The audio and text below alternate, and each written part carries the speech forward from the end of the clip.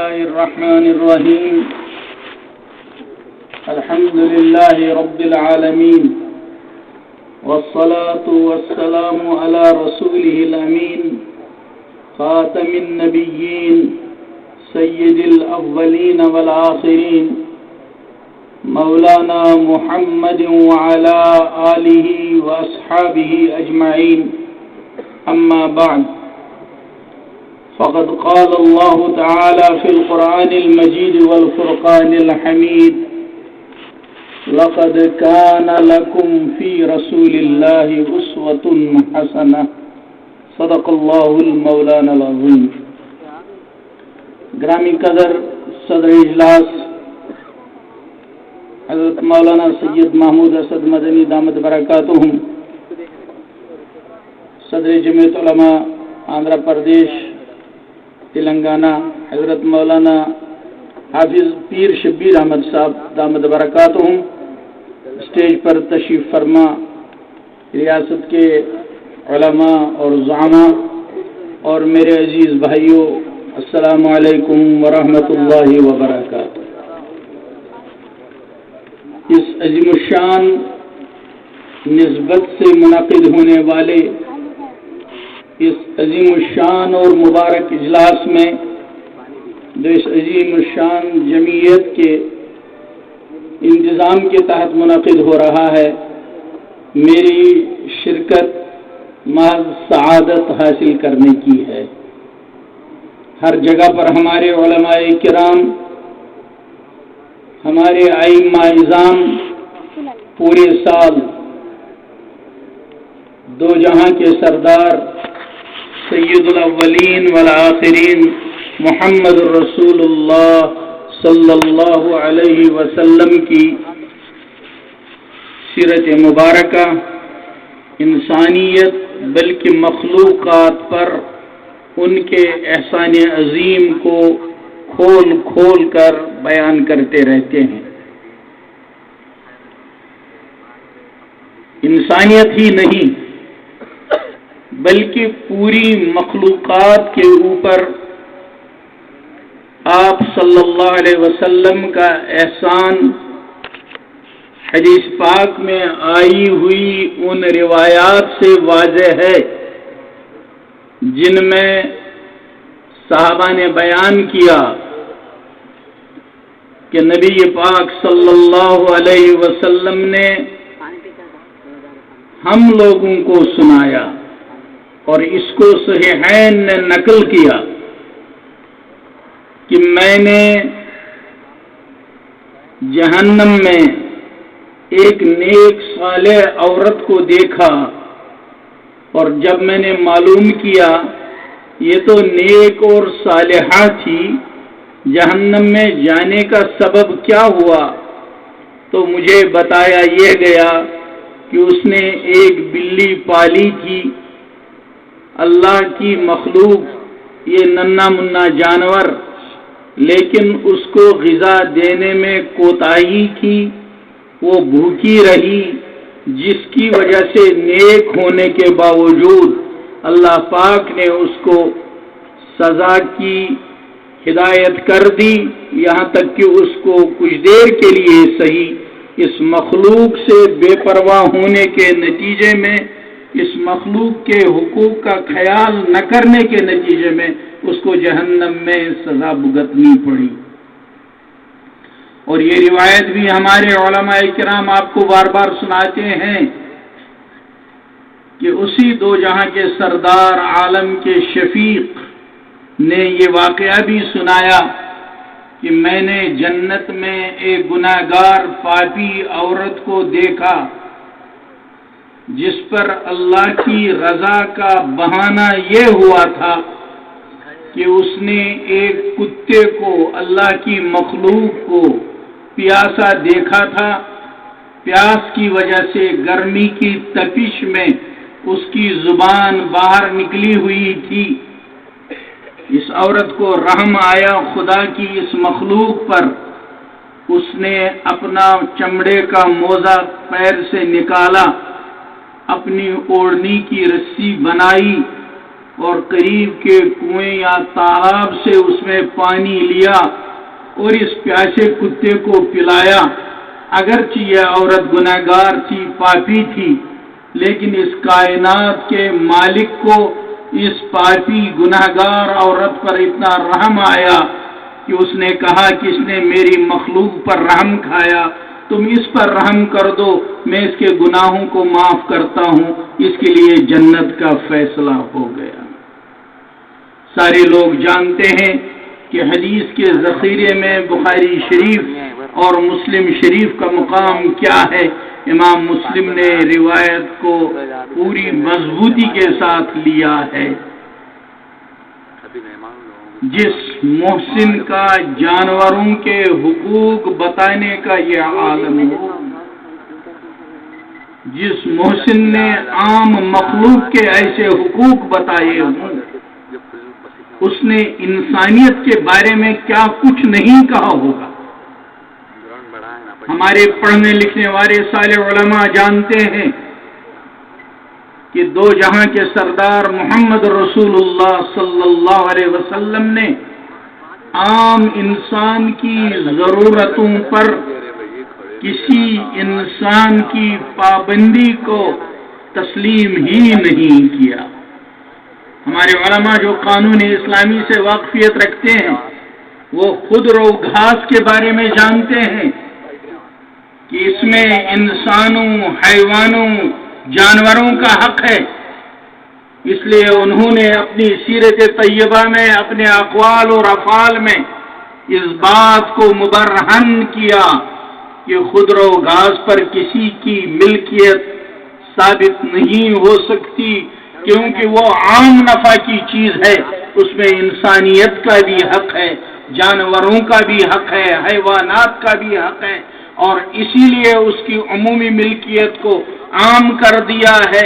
یہی وجہ ہے چراگاہوں کے بارے میں اسلام کا حکم ہی الگ ہے۔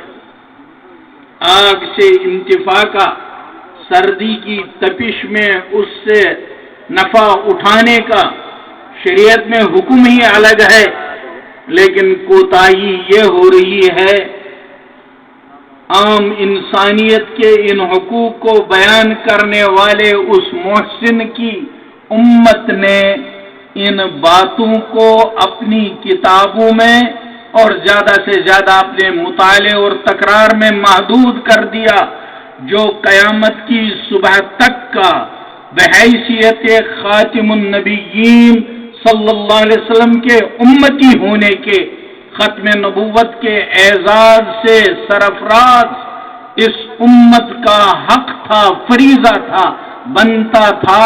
یہ امت اس حق کو ادا کرنے کی طرف ابھی دھیان نہیں دے رہی ہے۔ یہ پیغام دنیا والوں کو پتہ چل جائے تو واقعی وہ سمجھنے لگیں کہ انسانیت کا محسن کون ہے، کون ہے جو یہ حقوق بیان کر رہا ہے۔ کتے کی عادت تو پھاڑ کھانے کی ہے، بھونکنے کی ہے، کاٹنے کی ہے، یہاں سے اس کا حق بیان کیا جا رہا ہے۔ بلی گھروں میں نقصان پہنچا رہی ہے، یہاں سے اس پر شفقت کا حق بیان کر رہا ہے۔ اور جو لوگ حدیث کی سندوں میں مسلسلات کی دولت سے باہرور ہیں، وہ گواہی دیں گے اس بات کی کہ ان حدیثوں میں جن میں تسلسل پایا جاتا ہے، آپ لوگ اس بات کو جان لیں کہ ہمارے یہ علماء کرام، ان کے پاس تسلسل کی روایات ہیں۔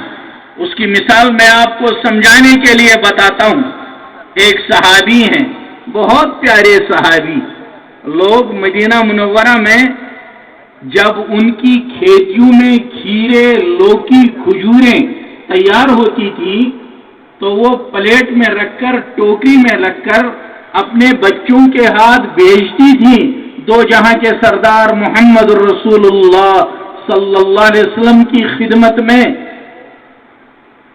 ایک ماں ایسی بھی تھی جس نے اپنے شوہر سے کہا کہ ہمارے گھر میں نہ کھیتی ہے، ہمارے گھر میں نہ کھجور ہے، نہ ہمارے گھر میں مال ہے، ہم اپنے گھر میں ہمارا چھوٹا بچہ ہے، چلو اسی کو ہدیے میں پیش کر دیں۔ اس نے کہا کیا کہتی ہو، کیا کرے گا؟ کہا کچھ نہیں، تو میرا بیٹا وہاں جھاڑو لگا دیا کرے گا۔ اسلام نے سمجھایا بیوی کے حقوق کو۔ آج دنیا میں عورتوں کے نام پر ان کا استحصال کر کے 10 پیسے، 20 پیسے، 25 پیسے کی چیزیں ان کے نام کو ایڈورٹائز کا بہانہ بنا کے چیزیں فروخت کی جاتی ہیں۔ یہ محسن انسانیت تھے جنہوں نے کہا اس عورت کا مقام ایسا ہے جیسے تمہارے گھر میں سونے اور چاندی کی قیمتی چیزوں کا، جیسے تمہارے گھر میں مال و زر کا، جیسے تم اپنے سونے اور چاندی کے زیورات کو سڑک پر نہیں ڈال سکتے، بغیر ڈبے کے نہیں رکھ سکتے، بغیر کپڑے میں چھپائے نہیں رکھ سکتے، تم اپنی کرنسی کو، اپنے چیک بک کو کہیں راستے میں نہیں چھوڑ سکتے۔ محسن انسانیت نے سمجھایا کہ ان عورتوں کو ہلکا مت جانو، ان کی قیمت سونے چاندی سے زیادہ ہے۔ جب ان کو ڈبوں میں اعزاز اور چھپا کر رکھتے ہو، ان کو بدرجہ اولا سونے چاندی سے زیادہ اونچا مقام دینا پڑے گا۔ ان کے لیے بھی گھر کو ڈبہ بنا کر رکھو۔ اور پھر یہ مقام دیا اس زمانے میں جب کہ بچی کے گھر میں پیدا ہونے کو عیب سمجھا جاتا تھا، اس وقت اس کو بتایا کہ یہ ماں تمہارے جنت کے لیے ذریعہ ہے، اور جملہ بتا دیا ماں کے قدموں کے نیچے جنت ہے، اور یہ بتایا باپ جنت کا دروازہ ہے۔ جس ذات نے انسانوں کے ایسے حقوق بیان کیے ہوں۔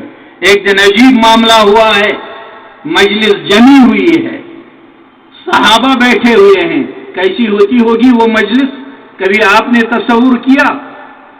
جہاں دو جہاں کے سردار تشریف فرما ہوں، ایک سائیڈ میں عمر بیٹھے ہوں، ابو بکر بیٹھے ہوں، ایک طرف عثمان اور علی بیٹھے ہوں، ایک طرف سے حبش کے بلال ہوں رضی اللہ تعالیٰ عنہم اجمعین، تو فرمایا جو اولاد اپنے بوڑھے باپ کی طرف محبت بھری ایک نظر ڈالے، اپنی بوڑھی ماں کو پیار سے ایک بار دیکھے، ابھی پانی نہیں پلایا، ابھی پیر نہیں دبایا، ابھی بسترا نہیں بچھایا، ابھی کھانا نہیں کھلایا، فرمایا ایک محبت بھری نگاہ سے اس بوڑھے باپ یا بوڑھی ماں کو دیکھا تو مالک اتنا خوش ہو جاتا ہے، فرشتے سے کہتا ہے اسے ایک نگاہ کے بدلے اس کو ایک مقبول حج کا ثواب دے دو۔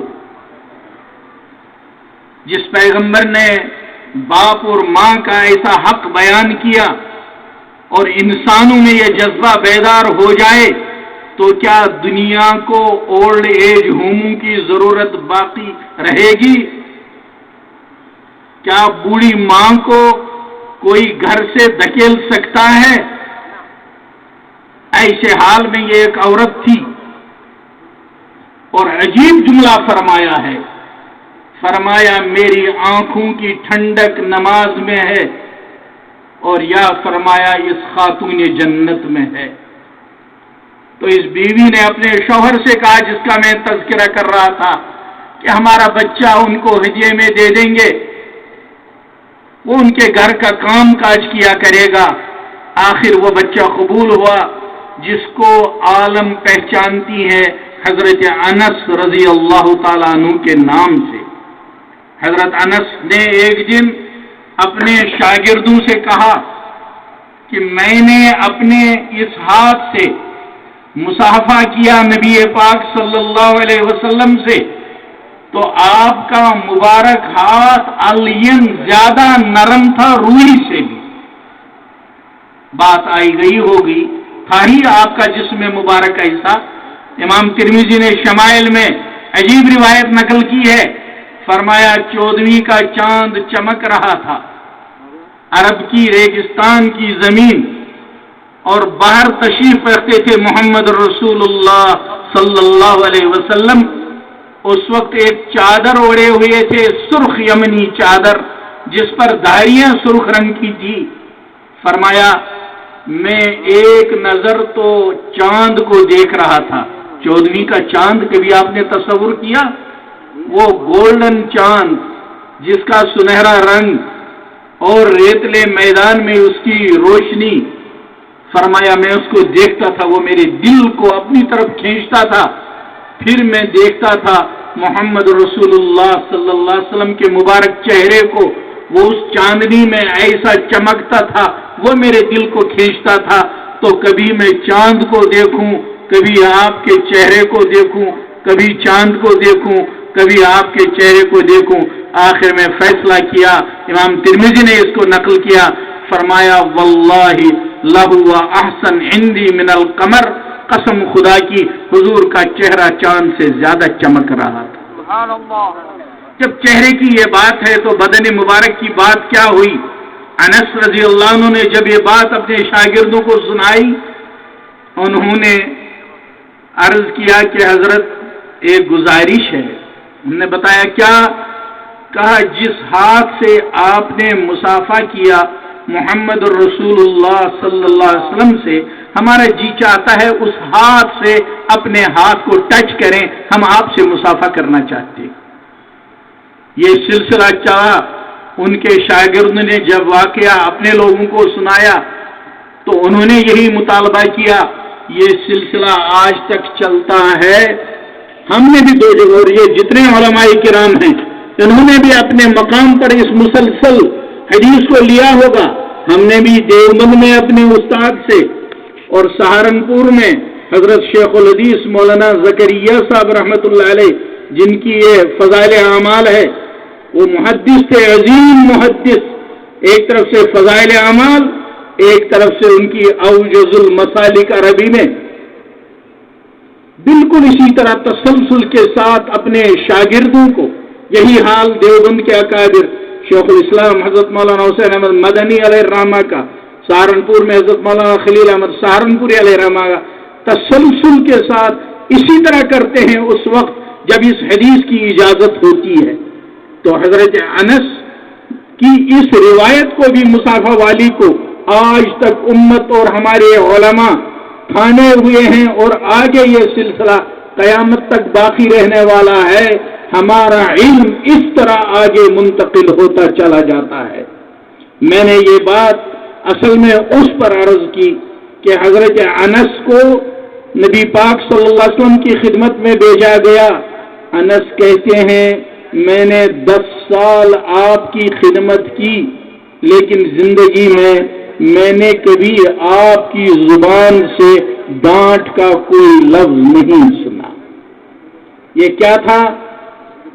یہ اپنے خادموں اور ماتحتوں کے حقوق بیان ہوئے. آج کی دنیا دعویٰ کرتی ہے ہر چیز کا دن عالم میں منایا جاتا ہے. آج کیا ہے؟ عورتوں کا دن ہے. آج کیا ہے؟ مزدوروں کا دن ہے. آج کیا ہے؟ بوڑھوں کا دن ہے. اس کا دن ہے. لیکن عمل اس کا الٹا ہوتا ہے. ادھر سے حق تلفیاں ہوتی ہیں، لیکن کوتاہی میری اور آپ کی ہے کہ ہم نے محسن انسانیت کی یہ ساری چیزیں دنیا والوں کو نہیں بتائی. آج کے اس اجلاس میں ہم کو یہ ارادہ کر لینا چاہیے کہ ہم پر یہ ایک حق عالم کا بنتا ہے. ہمیں ضرور ایسی کوششیں کرنی چاہیے کہ ہم اپنے محسن انسانیت صلی اللہ علیہ وسلم کی، جن کا اللہ نے ہم کو نمائندہ بنا کر رکھا ہے دنیا میں، ان کی اس امانت کو عالم انسانیت تک پہنچانے کا فریضہ ادا کریں گے. اور اس بات کو کہنے میں ہمیں کوئی بات نہیں کہ اگر اس وقت دنیا عزت چاہتی ہے، شہرت چاہتی ہے، تو راستہ یہی ہے. کیا آپ کو یاد نہیں کتنی عورتیں آئی تھی مکہ بچوں کو گود لینے کے لیے، پالنے کے لیے؟ کتنے مالداروں کو لے گئی وہ عورتیں؟ وہ تو دیکھ رہی تھی کہ کہاں انعام زیادہ ملے گا، کہاں سے ہمیں زیادہ بخشش ملے گی. ایسے اچھے بچے لے گئے، لیکن مبارک ہو اس لاغر اونٹنی والی کمزور مریل اس عورت کو جس کو کسی نے اپنا بچہ نہیں دیا۔ یہ دیکھ کر کہ جب یہ اونٹنی کو گھاس نہیں دے پا رہی ہے، اس کی اونٹنی اتنی لاغر اور کمزور ہے، تو ہمارے بچے کو کیا پالے گی؟ اور اس بچے کو جو یتیم تھا کسی نے نہیں لیا۔ آخر میاں بیوی نے مشورہ کیا، ہمارے پڑھنے والے پڑھتے ہیں اس کو، اور جو نہیں پڑھتے ہیں ہمارے نوجوان، ان کو پڑھنا چاہیے۔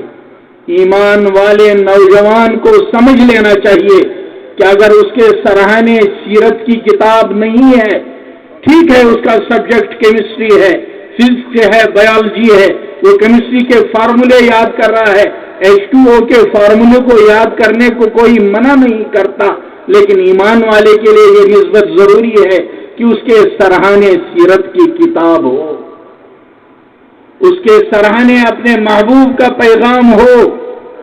یہ جوان اس جوانی میں دیکھیں گے حضرت ابو طالب نے جس وقت 25 سال کے اس جوان کا نکاح پڑھا ہے، جس کا نام ہے محمد رسول اللہ صلی اللہ علیہ وسلم، ابھی نبوت کا اعلان نہیں ہوا تھا۔ آپ پڑھیے ابو طالب نے جو خطبہ دیا ہے نکاح کے وقت، اس میں یہ جملہ ہے جو اس نے برملا اس وقت قریش کے ان رؤساء کے درمیان اس عظیم الشان مجلس میں کہا یہ جوان ایسا جوان ہے اگرچہ اس کے پاس مال نہیں ہے، لیکن اس کی زندگی پر کبھی داغ نہیں لگا ہے۔ یہ پیغام ہے قیامت تک آنے والے نوجوان کے لیے کہ تمہاری آنکھ پر کبھی کوئی داغ نہ لگنے پائے، کسی کی بہو بیٹی کی طرف تمہاری نگاہ نہ اٹھے۔ یہ پیغام ہے قیامت تک آنے والے نوجوان کے لیے کہ تمہاری زبان کبھی جھوٹ سے داغدار نہ ہو۔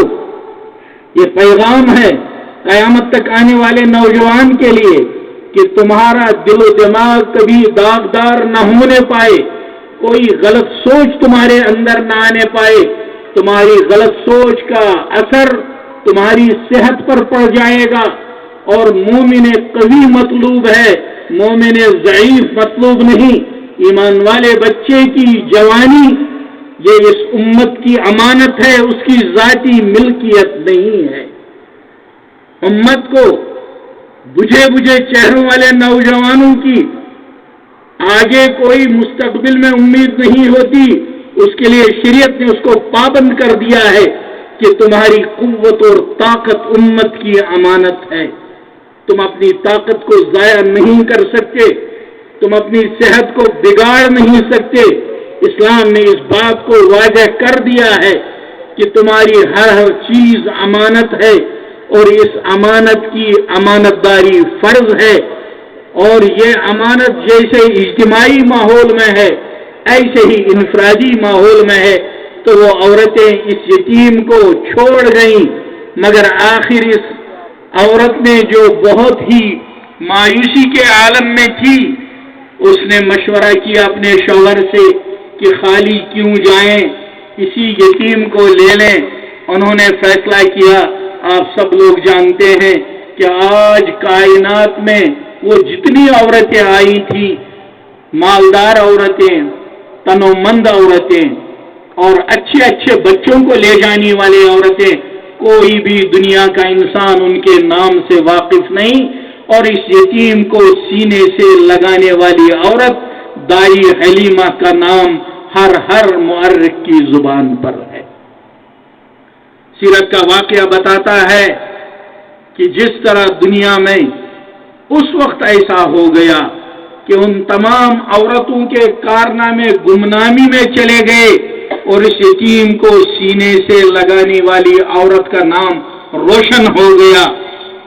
کہاں ہے وہ منظر جو حدیث میں آیا کہ جس وقت یہ رضائی ماں اور باپ ایک دفعہ ملنے آئے ہیں، اس وقت نبی پاک صلی اللہ علیہ وسلم کے بدن مبارک پر صرف ردا تھی، کرتا نہیں تھا، چادر تھی، اسی کو گھسیٹتے ہوئے آپ کھڑے ہوئے ہیں اپنی ماں کے استقبال میں۔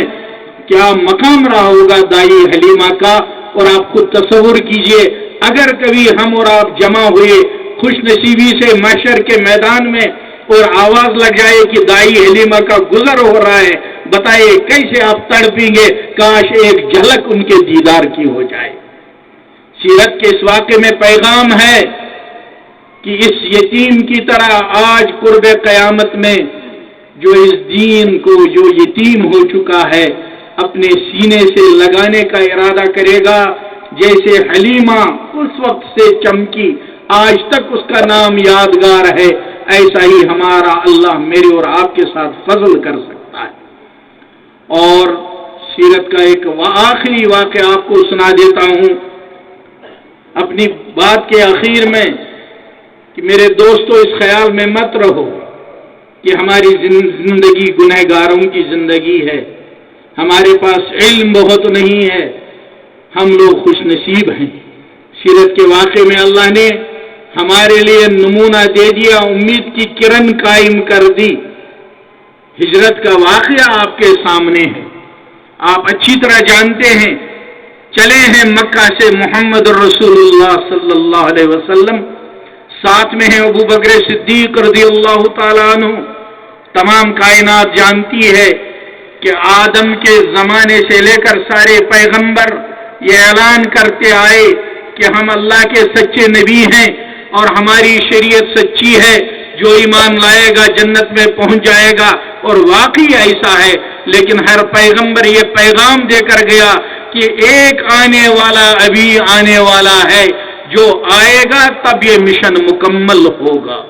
ہزاروں اور لاکھوں سال ہر پیغمبر یہی اعلان کرتا رہا، اور پھر وہ دن تھا جب محمد رسول اللہ صلی اللہ علیہ وسلم حجۃ الوداع کے موقع پر میدان میں کھڑے ہیں اور آیت نازل ہوئی ہے الیوم اکملت لکم دینکم والی۔ لاکھوں سال سے جو اعلان ہو رہا تھا کہ کامل ہونے والا ہے، آنے والا ہے، اس دن وہ کمال کا اعلان ہو گیا کہ آج دین مکمل ہو گیا۔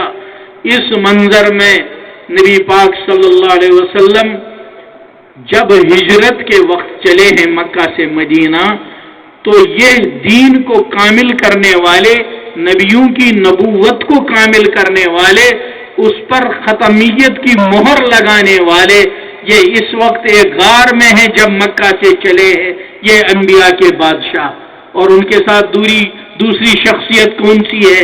اس امت کے سردار، کیونکہ آپ سب جانتے ہیں کہ اس روایت میں آیا ہے، فرمایا کہ اگر ترازو کے ایک پلڑے میں پوری کائنات کا ایمان والوں کا ایمان اور اعمال ہوں، اور دوسرے پلڑے میں تنہا ابو بکر صدیق رضی اللہ تعالی عنہ کا ایمان اور اعمال ہوں، تو وہی پلڑا باری ہوگا جس میں ابو بکر صدیق کا ایمان اور عمل ہوگا۔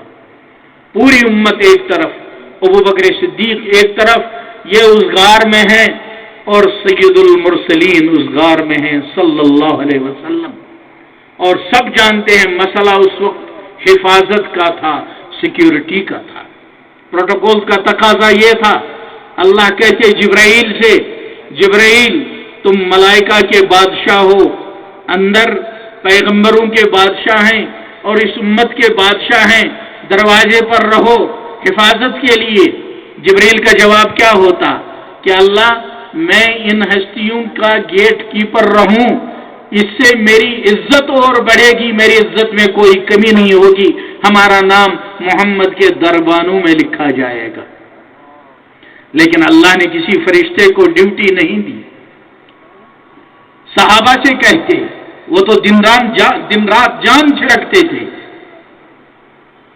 جانوروں سے ہی کہنا تھا تو کنگ آف جنگل شیر ہے، لائن کو کہتے کہ او جنگل کے بادشاہ آ جاؤ، اندر دو بادشاہ بیٹھے ہیں، تمہاری ڈیوٹی لگے گی۔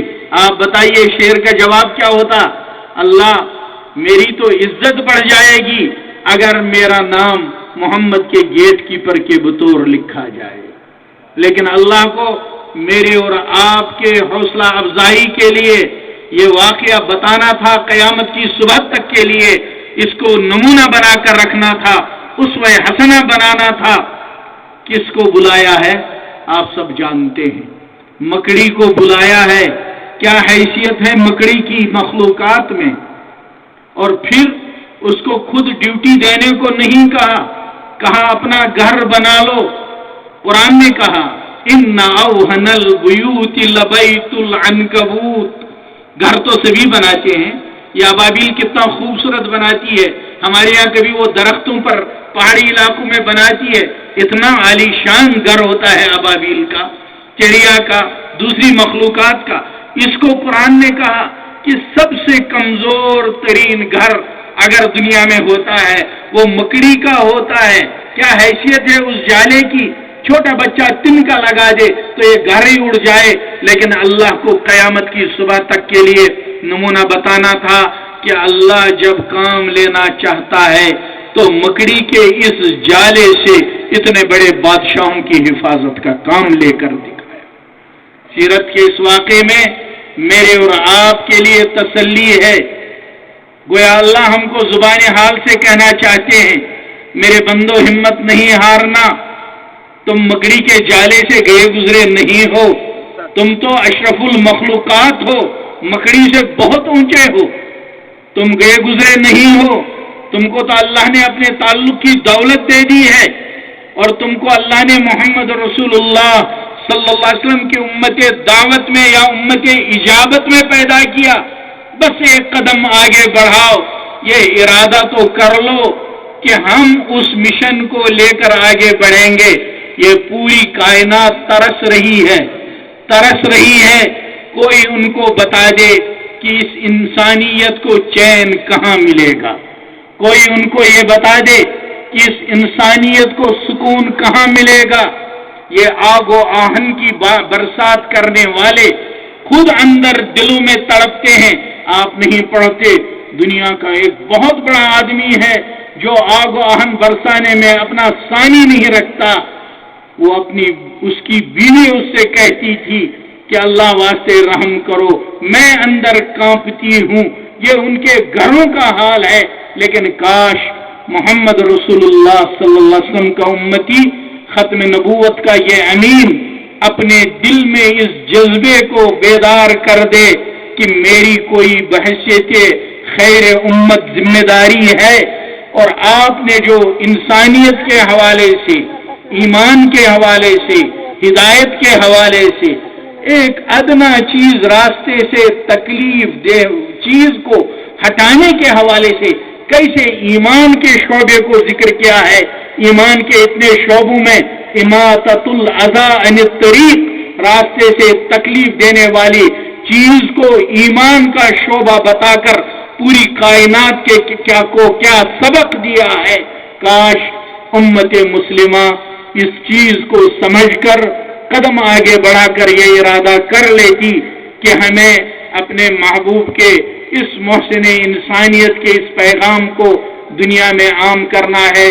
اور میں سمجھتا ہوں علماء اور صلحاء کے قائم کیے ہوئے اس سٹیج سے جو یہ مجمع جمع کیا گیا ہے، جہاں اطراف اکناف سے لوگ آئے ہیں، اگر وہ کوئی فیصلہ لے کر یہاں سے نہیں جاتے، ثواب تو ہم ہر مجلس سے حاصل کرتے ہیں، وہ تو ہم روز کی حدیثوں میں پڑھتے ہیں، وہ تو آپ نماز کا ارادہ کریں گے اور گھر سے وضو کر کے چلیں گے تو آپ کے ہر قدم پر نیکی مل رہی ہے، آپ کا گناہ معاف ہو رہا ہے، آپ کا درجہ بلند ہو رہا ہے.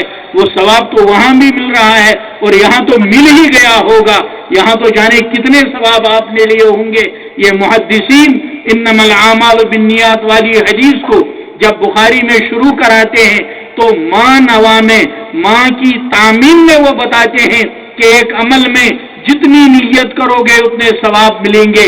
اس جلسے میں آنے کے وقت اکابر کے چہروں کے دیدار کرنے کا ثواب الگ، جب نیتوں کی ہوگی ایمان والوں سے ملاقات کا ثواب الگ، جب اس کی نیت کی ہوگی قال اللہ قال رسول صلی اللہ علیہ وسلم کو کہنے اور سننے کا ثواب الگ. ثوابوں کے ڈھیر آپ نے حاصل کیے ہوں گے. لیکن ہمارا جی چاہتا ہے یہ قیمتی مجمع جو اتنی محنتوں کے بعد یہاں جمع ہوا اور اتنی عظیم الشان آواز کے بعد جمع ہوا اور اتنی امیدوں کے ساتھ جمع ہوا، وہ بنیادی اس نقطے کو لے کر جائے کہ اس وطن میں بسنے والے انسانوں کا ہم پر کوئی حق ہے اور ان کی کوئی امانت ہمارے پاس ہے. جو ہم ان کو پیش نہیں کر سکے. ہم نے اپنی زندگی میں ان کو یہ نہیں بتایا کہ آپ کی کوئی امانت ہمارے پاس ہے، وہ ہے ہدایت کا نور، اور اس کے اندر یہ چیزیں شامل ہیں جو ہمارے کردار میں آپ دیکھ رہے ہیں، ہمارے اٹھنے بیٹھنے میں آپ دیکھ رہے ہیں. اگر آج یہ مجمع اس ارادے کے ساتھ یہاں سے روانہ ہوتا ہے کہ مجھے اپنی سوچ کو ختم نبوت والی سوچ لے کر جانا ہے اور بحیثیت داعی کے اپنے گھر کی طرف روانہ ہونا ہے، تو یقین جانیے ہم ایک بہت بڑا فیصلہ لے کر جانے والے ہیں. اللہ ہم سب کو توفیق نصیب فرمائے. وآخر دعوانا ان الحمد للہ رب العالمین.